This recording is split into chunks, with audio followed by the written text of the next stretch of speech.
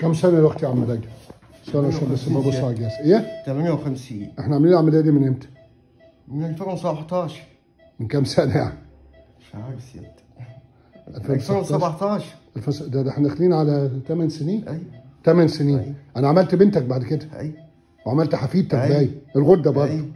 انت فاكر انت كانت الغده ده السموميه بتاعتك؟ ايوه انا عندي سيادتك. فاكر؟ انا احترف بكده. وصوتك تمام؟ الحمد لله. ونفسك تمام؟ و8 سنين تمام التمام. وبص ما شاء الله الجهاز بتاعك مطلع 100 100. وحتى لما عملنا التحليل بتاع الغده تمام التمام. انت راجل طيب وغالي عليا. لينا 7 سنين. ايوه عم ناخد جديها علاج للغده؟ حبيتين سيادتك. حبيتين. أيوة. ولا كيماوي ولا اشعاعي ولا كل الكلام ده.